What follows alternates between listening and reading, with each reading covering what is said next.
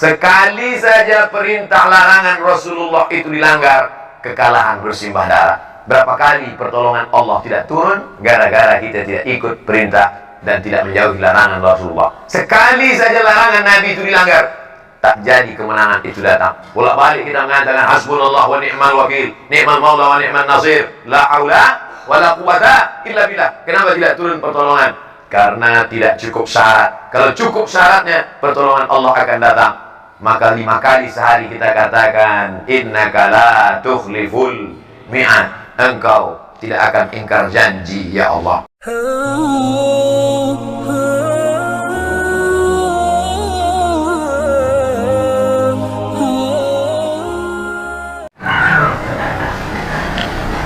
Suatu ketika saya hadir di salah satu kantor untuk memberikan tausiah. Tidak boleh disebut nama kantornya, menjaga kode etik jurnalistik. Kata dia, Ustaz Somad, pernah nggak ketemu dengan pegawai KPK? Kata saya, belum. Gimana memangnya Pak? Mereka pernah datang ke kantor saya, Pak Ustaz. Terus saya beri mereka seperti tamu yang lain, saya beri makan, mereka kasih minum, tapi mereka tidak mau. Kenapa begitu? Kata mereka, saya sudah bawa air minum sendiri. Air minum pun tak mau. Masih manusia mereka, manusia juga. Air minum pun tak mau. Tapi cerita ini sudah lama, sekitar 3 atau 5 tahun yang lalu. Apakah sekarang masih begitu? Wallahu a'lam bishawab. Tapi yang jelas integritas bahwa kita harus menjaga kesucian makanan adalah bagian dari ajaran Islam. Belum cerita masalah kendaraan, masalah mobil, masalah fasilitas, baru sebatas pada makanan. Ada seorang perempuan kerjanya menenun kain. Kain yang terbuat dari kapas dipintal menjadi benang, benang ditenun menjadi kain. Tapi dia menenunnya hanya di waktu malam.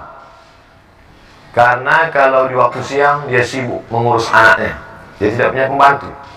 Hanya malam sajalah yang dia bisa menenun. Tapi malam tidak ada lampu. Dia naik ke atas atap rumah. Atap rumah orang Arab itu datar, namanya satah. Di atas satah itu dia menenun. Dia bisa menenun hanya ketika tentara lewat menyalakan lampu kerajaan. Setiap tentara lewat dengan lampu yang terang, dia pun mulai menenun. Ketika pasukan mulai berlalu dan gelap, dia berhenti. Ketika nanti tentara lewat di tengah malam, dia mulai menenun.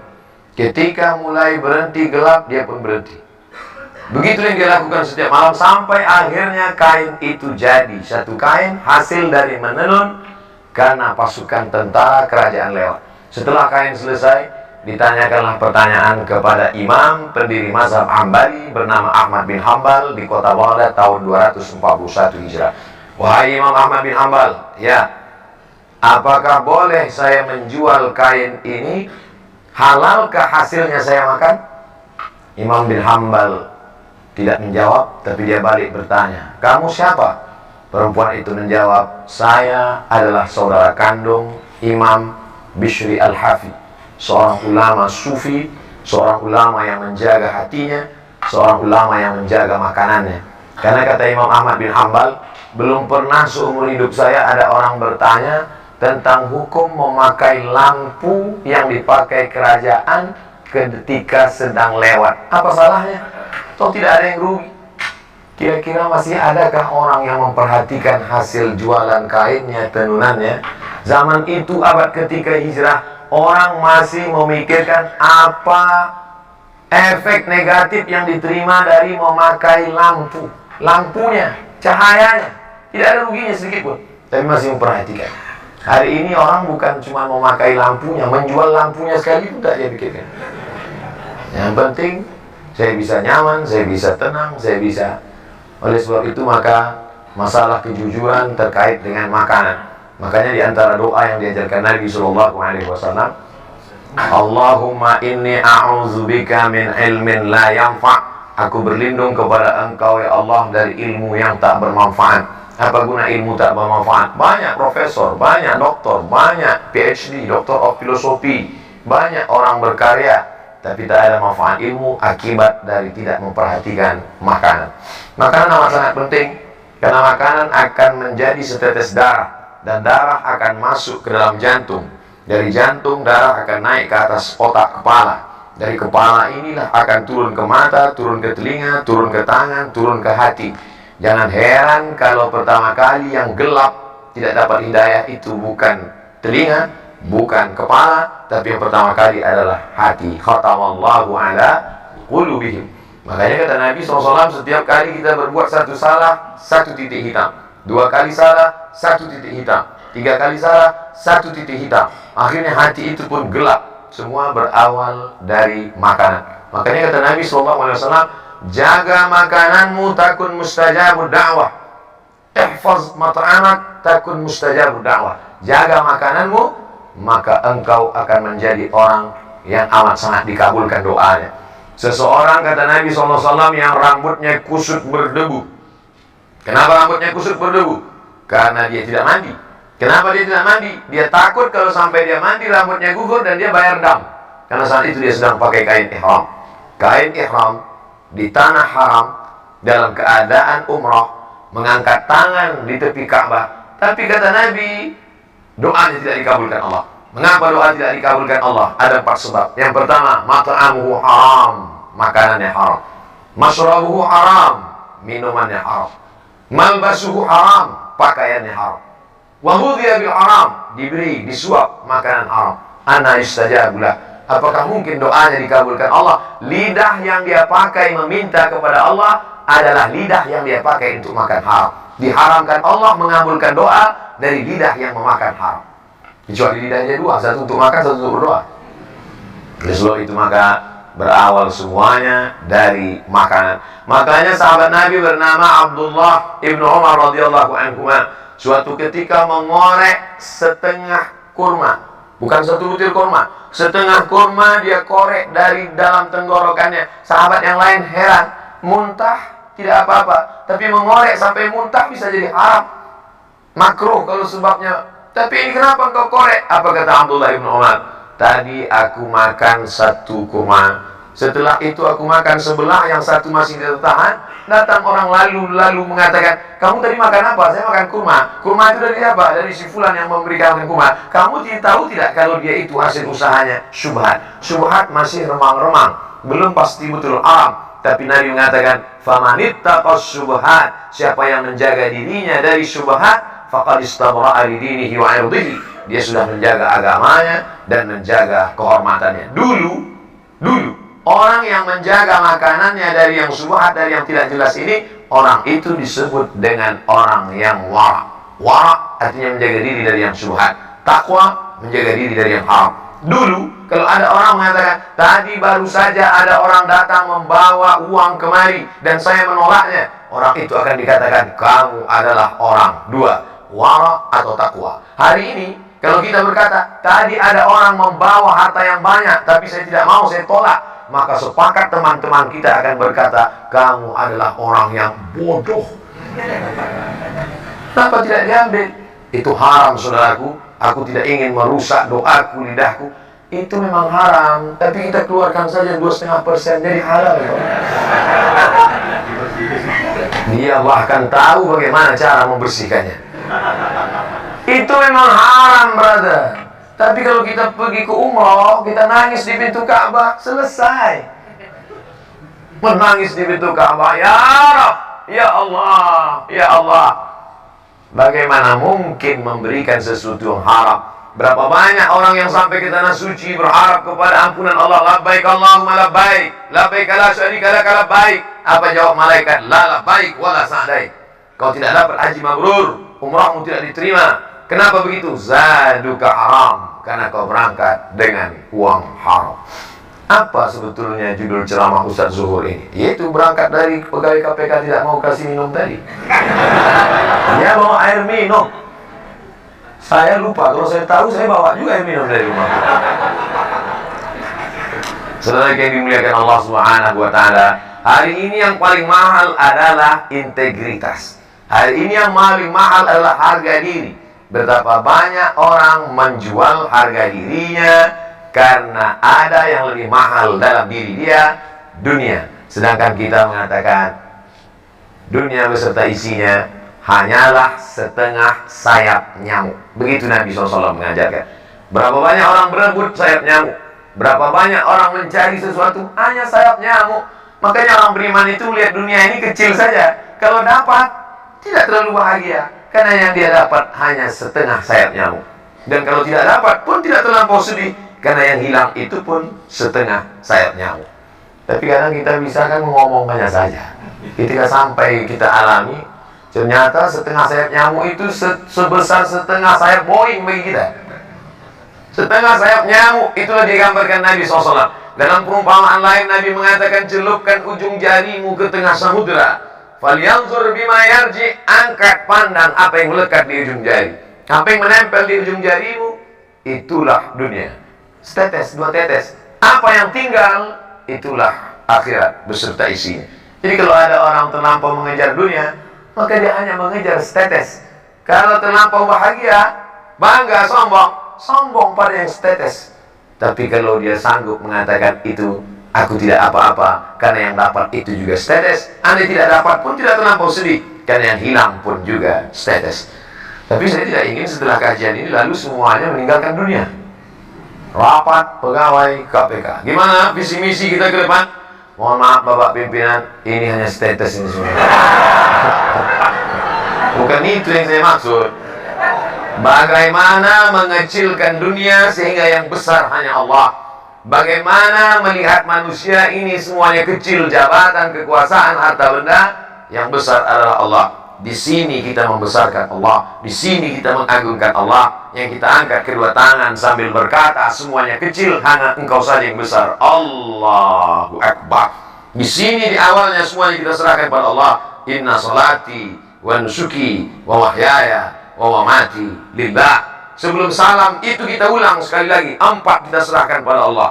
At-tahiyatul mubarakatuh salawatu tayyibatu lillah. Hanya orang yang sampai pada level ini saja yang salamnya dijawab oleh Rasulullah sallallahu alaihi wasallam. At-tahiyatul mubarakatuh salawatu thayyibatu lillah. Setelah sanggup meninggalkan yang 4 ini, barulah kita diterima Rasulullah. Assalamu alayka ayyuhan nabiyyu wa rahmatullahi wa barakatuh. Jangan ucapkan salam pada Nabi sebelum kau sanggup mengesampingkan 4. At-tahiyatul, puja-puji, keagungan. Ustaz enak aja ngomong gitu. Ustaz kan nggak punya kemuliaan, nggak punya status sosial tinggi, nggak punya jabatan. Oke, kalau gitu ke diri pribadi, follower, viewer. At-tahiyatul mubarakatul, segala keberkahan. Salawatul, segala doa-doa. Thayyibatul, semua kebaikan, kemuliaan bukan punya kita, lillah, punya Allah Subhanahu wa ta'ala. Tapi bicara begitu kan menggerakkan lidah. Apa susahnya? Actionnya bagaimana? Maka ada orang-orang yang menurut sebagian kita luar biasa, menurut sebagian kita apa yang dia lakukan ini luar biasa, tapi bagi dia di hadapan Allah itu hanya biasa-biasa saja. Kadang kita tidak bisa merasakan apa ceramah yang di belakang, kenapa beda sama itu.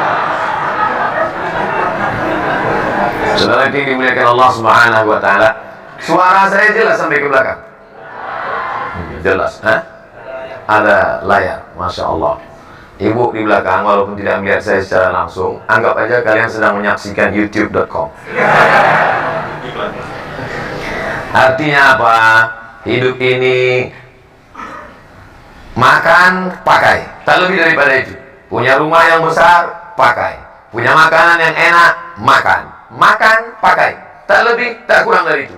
Ma'akalta yang kau makan akan busuk, wa malabista yang kau pakai akan lapu. Kalau dulu orang mengatakan hidup ini cuma makan pakai, malah sekarang makan pun tidak. Berapa banyak saya acara di depan pejabat-pejabat, orang-orang hebat, tidak makan sama sekali. Saya malah heran, ini makanan enak-enak sekali, mereka tidak makan. Nggak dimakan Pak, kolesterol. Nggak dimakan Pak, diabetes. Nggak dimakan Pak, jantung koroner. Saya habisi semua. Makanan kok dicari pagi, petang, siang, malam, peras keringat, banting tulang, tidak dinikmati. Betul kata syair orang Arab. Berapa banyak orang mencari makan, tapi dia pun tak sempat untuk menikmatinya. Pakaian, Sehebat-hebatnya pakaian, sekaya-kaya orang, setinggi-tingginya jabatan, pakaian paling tebal 3 lapis. Satu pakaian di dalam, singlet, underwear. Yang di luar ini.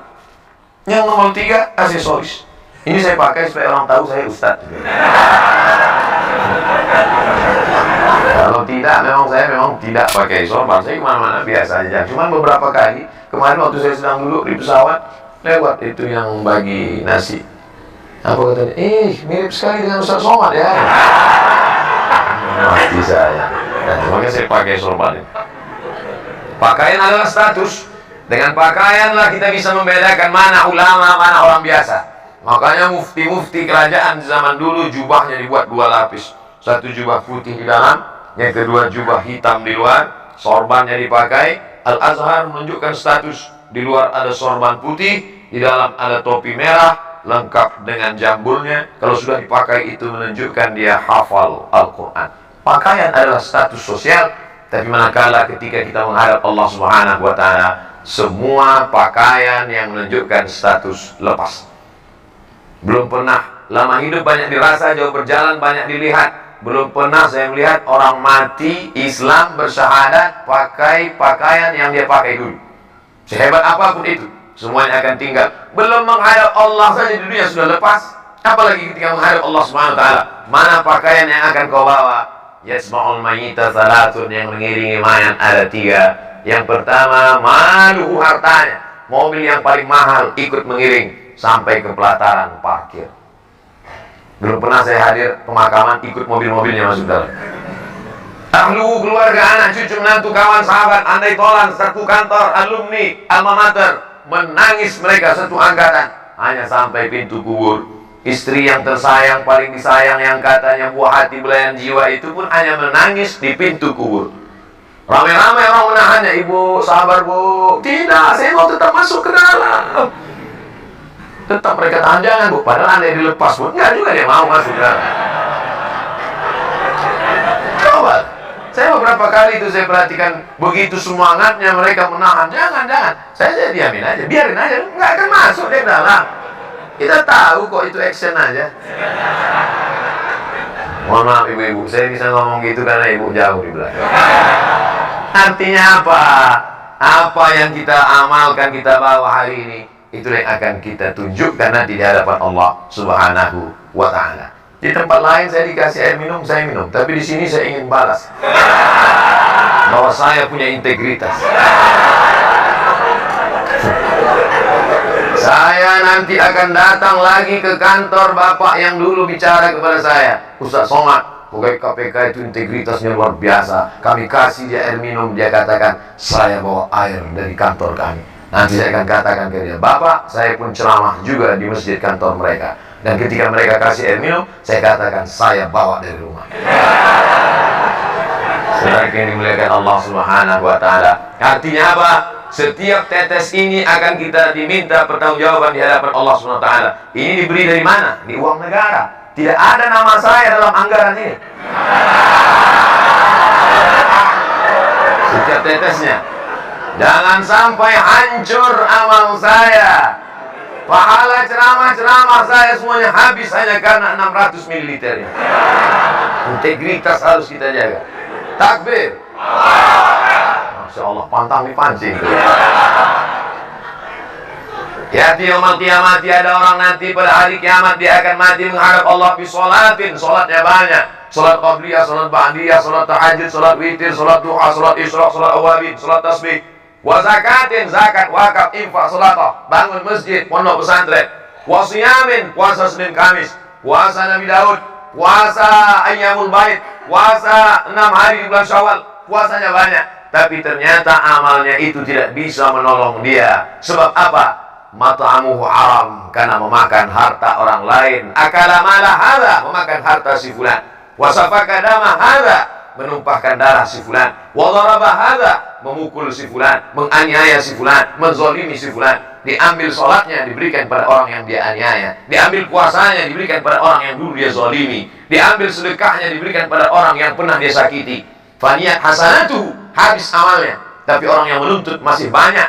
Lalu apa yang terjadi? Diambil dosa mereka, diambil dosa orang yang pernah dia zalimi, turihat ilahi, dicampakkan kepada dia, summa turiha finnar, lalu dia dicampakkan ke dalam api neraka. Kalau dosanya pada satu kelurahan, karena kebetulan dia kepala desa, paling banyak satu desa 5.000 orang. Tapi kalau dosanya zalim, memakan harta orang se-Indonesia, ini anggaran orang se-Indonesia. Kalau sampai saya minum tanpa ada kejelasan, ya kira nampaknya makan siang pun terancam siang. Saudara yang dimuliakan Allah Subhanahu wa taala, kullu qardin jarra naf'an fahuwa riba. Setiap pinjaman kalau ada unsur manfaat dari pinjaman itu, maka pinjaman itu menjadi riba. Siapa yang tidak lepas dari pinjaman? Selama hidup pasti kita pernah meminjam. Tidak ada barang yang cash di rumah kita sekarang, semuanya pinjaman. Panci pun kredit, semuanya pinjaman. Andai saya meminjam kepada Bapak, saya tak tahu nama-nama Bapak, tak tahu saya. Satu-satunya yang saya tahu nama sini cuma Pak Novel Baswedan. Saya pinjam uang Bapak 5 juta Pak. Oke Ustaz, nih pakai duit 5 juta. Pinjam ya Pak? Iya. Lalu kemudian besok 2-3 hari, boleh saya pinjam motornya? Apakah Pak Ustaz? Maka motor yang saya pakai itu sudah saya pakai unsur manfaat. Kullu qardin jarra naf'an. Kalau meminjam ada mengambil manfaat, maka manfaatnya itu adalah riba. Sekarang berapa banyak kita meminjam barang orang, uang orang, justru kita pinjam karena manfaat itu. Kalau tidak ada manfaatnya, kamu kasih pinjaman sama dia. Iya. Kenapa kamu ambil barang dia, kamu manfaatkan? Loh, kalau enggak saya manfaatkan, saya dapat apa?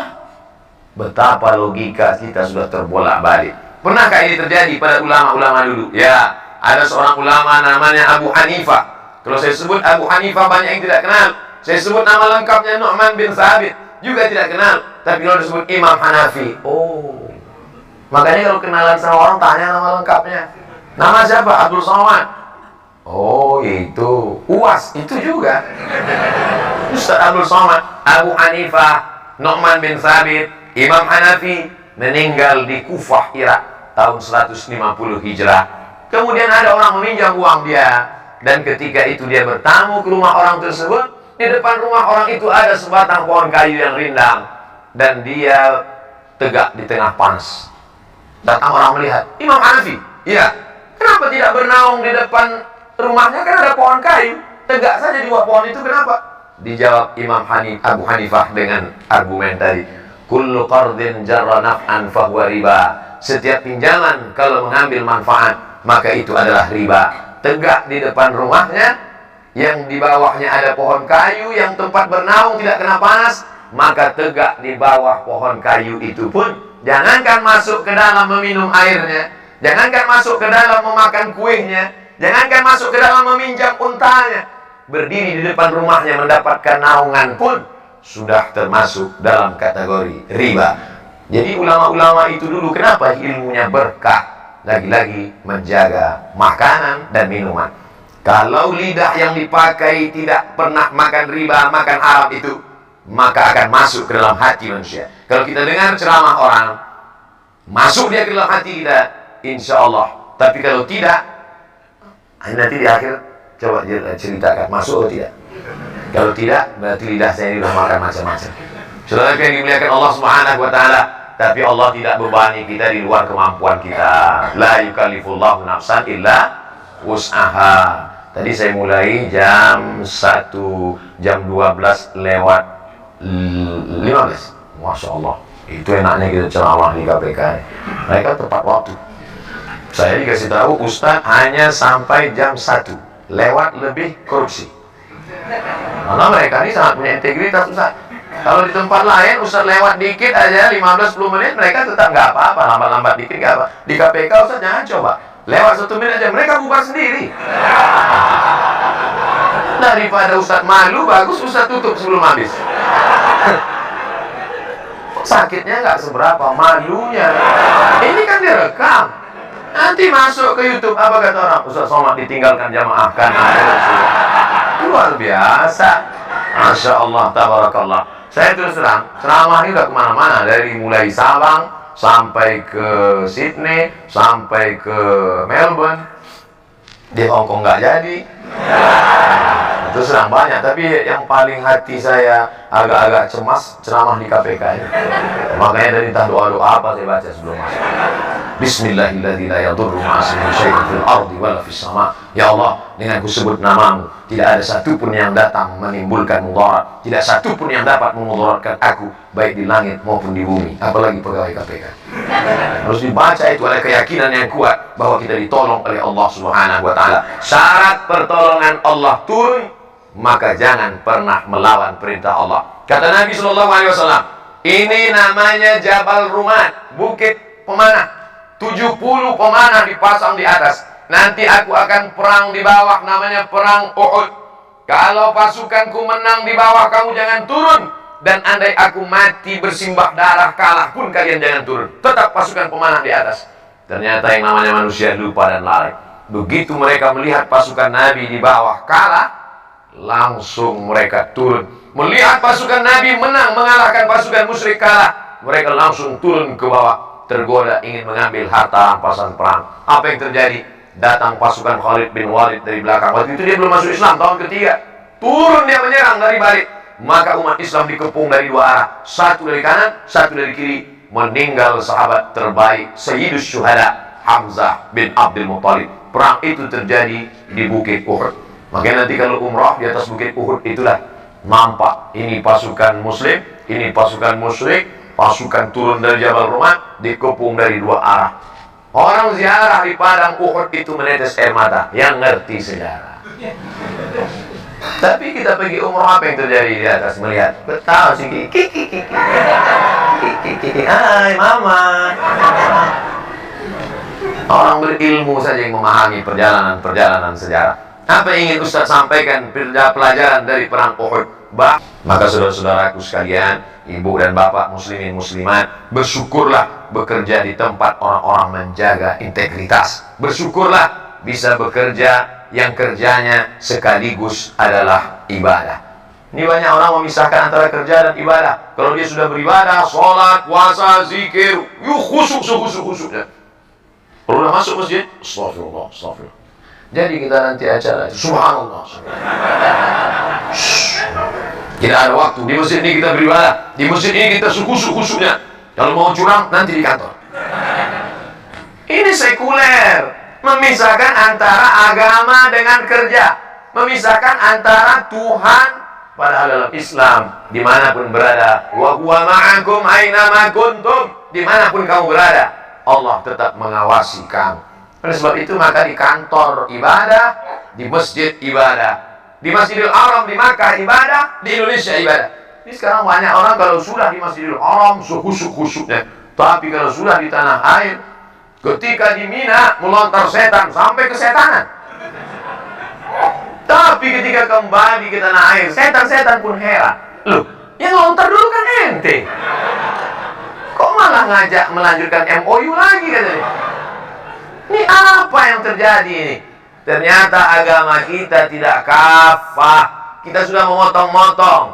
Ada parsial-parsial. Padahal Islam menyuruh kita, ya ayyuhalladzina amanu, wahai orang beriman, udkhulu, masuklah kamu fi silmi, dalam agama Islam. Kafah. Di kantor ibadah, di rumah ibadah, di jalan pun ibadah. Kalaulah di jalan itu tidak ibadah, kasihan sekali bapak-bapak polisi di jalan meluruskan lalu lintas, tidak bernilai ibadah.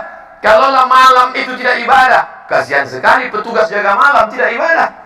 Maka semua hidup ini adalah ibadah. Ustaz Somad enak aja ngomong gitu. Ya Ustaz, ceramah adalah ibadah, khutbah adalah ibadah. Lalu kami ini, maka kerja bapak ibu adalah ibadah. Kalau mati dalam kerja ini, maka matinya adalah mati syahid.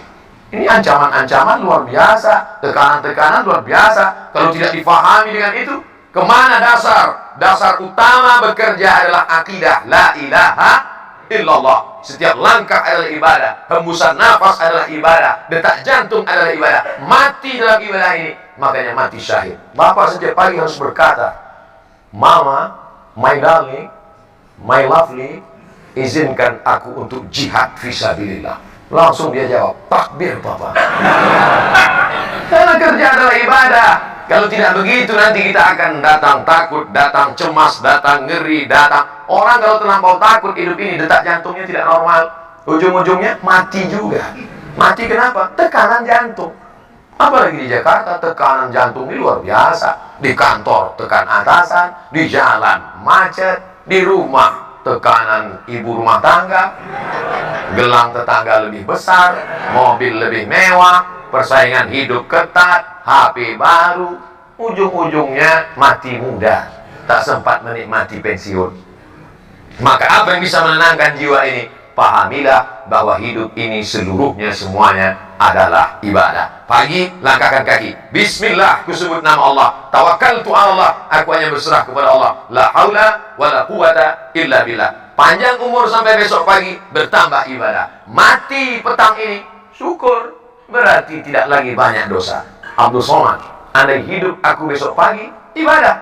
Karena aku akan menyampaikan tausiah di Sumatera Utara. Andai mati malam ini, alhamdulillah, berarti besok tidak naik pesawat lagi. Loh, apa hubungan dosa dengan pesawat? Sedikit banyak mata kan melihat juga lutut-lutut apa tak terelakkan. Saya real saja. Saya tidak mengatakan bahwa saya ceramah tadi masalah setetes air pun masalah saya nyamuk lalu kemudian saya kemana-mana pejam mata, kan tidak. Lalu kalau Ustaz naik pesawat di airport semua Ustaz lihat itu, saya tidak melihat. Cuman kan kita terlihat. Ingat lihat, kita hidup di alam nyata, kita bukan di alam malaikat. Saya kira malaikat pun dapat memaklumi itu. Saya ambil istighfar. Astagfirullahaladzim. Kita hidup real nyata. Mati malam ini, alhamdulillah, bersih dari segala dosa. Besok tidak buat dosa lagi. Hidup besok pagi, alhamdulillah, berarti kita masih bisa beramal soleh. Tapi mesti dipahami juga ini, ada namanya amal mahdhah. Sholat, baca Quran, puasa sunat, itu amal mahdhah. Ada rukunnya, ada syaratnya, ada wajibnya, ada sunatnya, ada membatalkannya. Tapi ada dia aktivitas sehari-hari, biasa, tapi dia bernilai ibadah. Jadi jangan dibolak-balik. Nanti datang azan, hayya 'alas shalah. Ente nggak ke masjid? Kerja ini pun ibadah. Nah, ini nggak betul juga. Karena kalau panggilan atasan kita bukan main lagi. Besok datang jam 7 ya, siap Pak. Besok datang pagi ya, oke Pak. Tapi kalau panggilan Allah Subhanahu Wa Taala, ente nggak sholat ke masjid zuhur? Waktu panjang sudah. Tapi kita kan sholat berjamaah itu. Iya, ulama kan ikhtilaf dalam masalah. Kenapa kita jadikan ikhtilaf ulama itu sebagai rukhsah keringanan, padahal badan kita sehat? Tapi hari ini saya bangga luar biasa. Ini bukan pondok pesantren. Ini bukan kantor Kementerian Agama. Ini kantor KPK, guys.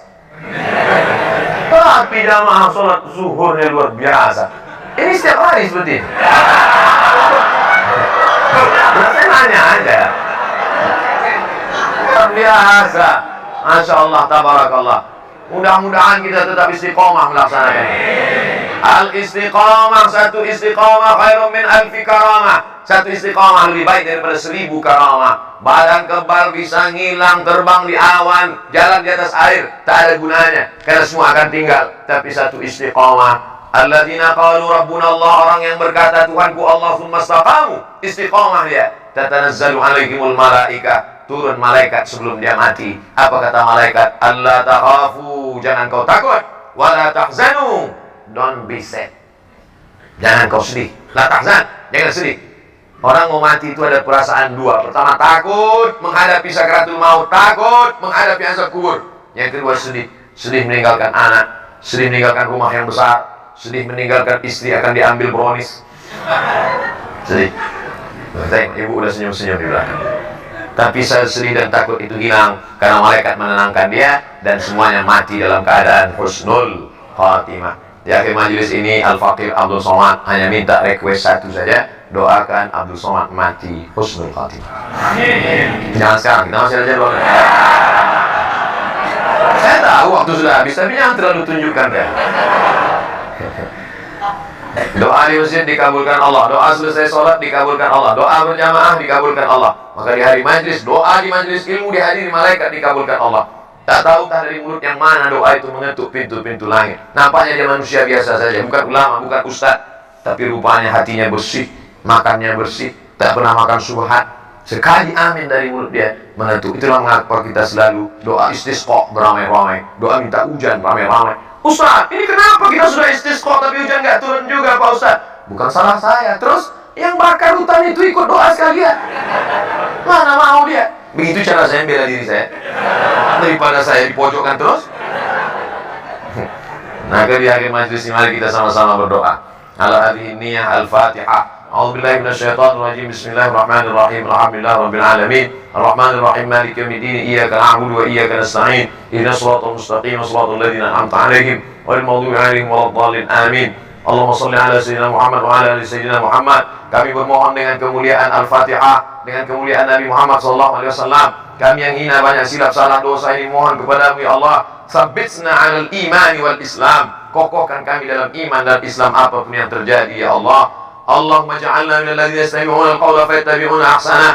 Jadikan kami orang-orang yang mendengarkan kalimat yang baik lalu mengiringinya, menutupnya dengan amal yang baik. Ya muqallibal qulub, wa engkau yang membolak-balikkan hati, sabit qulubana, kokohkan hati kami ala dinik dalam agamamu, ala ta'atik dalam ketaatan kepadamu ya Allah. Allahumma a'inna, tolong kami karena kami dasarnya lemah, tergoda, terpukau. A'inna, tolong kami ala zikrika, supaya hati kami selalu berzikir mengingatmu, wa syukrika, supaya kami selalu mensyukuri nikmatmu, wa husni ibadatik, selalu beribadah dengan ibadah yang terbaik ya Allah. Allahumma la tada' lana dzamban illa ghafarta. Setiap kami selesai dari majlis, keluar kami dari majlis ini, bersihkan kami dari silap salah dan dosa. Wala maridan illa syafaita. Ada di antara kami yang sakit, sembuhkan untuk selamanya. Wala mayitan illa rahimta. Yang meninggal dunia, lapangkan kuburnya, terang benderanglah hendaknya. Wala hajatan min hawaiji dunya wal akhirati laka ridha wa lana fiha shalah. Segala hajat dunia, hajat akhirat, tunaikan, mudahkanlah untuk kami ya Allah. Allahumma la sahla illa ma ja'altahu sahla wa anta taj'alul hazana idza syi'ta sahla. Allahumma waffiq ulata umurina, pemimpin-pemimpin kami, condongkan hati mereka agar mereka menolong agamamu dengan kekuasaan yang kau titipkan di pundak mereka.